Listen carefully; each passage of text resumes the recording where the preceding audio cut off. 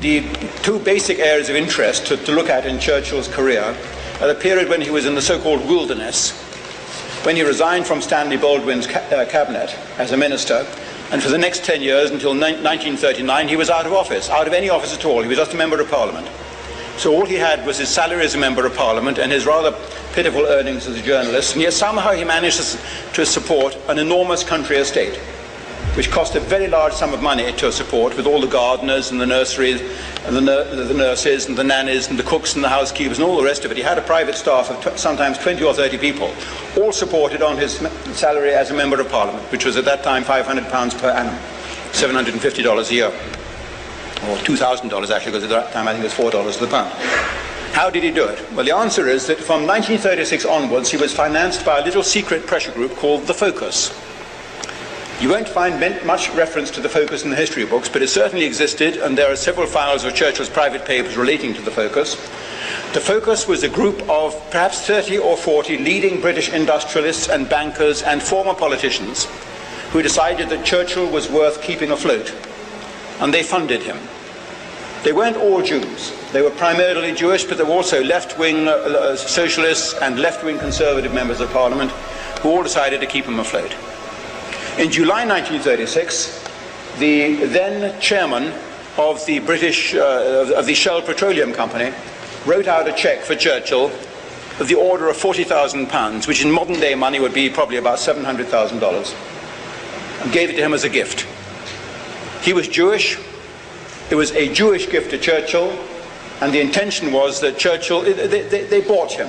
He became the Pied Piper from that moment on, and the one who pays the piper calls the tune. If you look at the events as they really happened, until 1936, he hardly gave Germany a passing mention in his speeches and writings. Other things were more important. From 1936 onwards, he began beating the anti-Nazi, anti-German drum. And at that time, there was a great deal of pro-German sentiment in Britain, as witnessed the behavior of the Duke of Windsor, the King. King Edward VIII, who ruled for just less than a year, after the death of his father, was very pro-German and pro-Hitler, and actually got on very well with Adolf Hitler when he visited Germany later in 1937. He was forced to abdicate by the same lobby, but it was this lobby which was financing Churchill from 1936 onwards, and which finally maneuvered and engineered his introduction into the cabinet in 1939, and finally his taking over as Prime Minister in 1940. He fought a war that Britain had no real interest in. And I've repeatedly said this. Any logical perception of World War II now, looking back after 50 years, screams to the high heavens. And we can see quite clearly that we should have said to the Poles in 1939, you've got a problem with the Germans, sort it out yourself. We should have said to the Jews, you've got a problem with the Nazis, sort it out yourself. It's no concern of Britain and the British Empire. We've got other fish to fry. That's what we should have said. Churchill, unfortunately, was beholden to these people, and he had no alternative.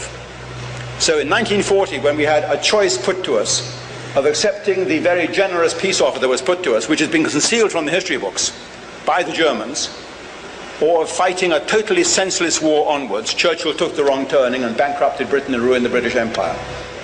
In 1941, just to end this, it becomes very interesting indeed, because the Weizmann papers, which are the papers of Chaim Weizmann, who was the first president of the State of Israel, and he was the leader of the international Zionist movement throughout World War II. The Weizmann archives, foolishly or wisely, gave me complete access to all the Weizmann correspondence with Churchill. And in the Weizmann archives, all Churchill's correspondence with Weizmann throughout the war years and before the war, and all his notes on his meetings with Churchill. And I'm only going to mention one of those letters here. It's a letter written by Chaim Weizmann, the leader of the Zionist movement, at that time living in the United States, to Winston Churchill in September 1941, 3 months before Pearl Harbor, when Churchill is frantically trying to claw the United States into his war, because that's his only salvation. And Weizmann writes to Churchill a letter which he says, Mr. Prime Minister, unless you grant us what we want, which is the creation of a Jewish army in the Middle East, with our own arsenal and our own weapons and our own uniform and our own flag, unless you grant us what we want, then you are not going to win us over. And let me tell you what we will do if you do grant us what we want.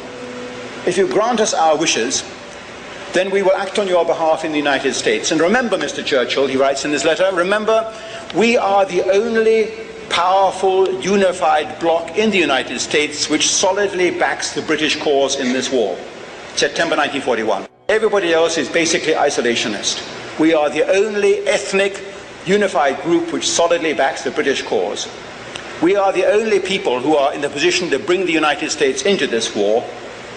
We did it in the last war, and we can do it again.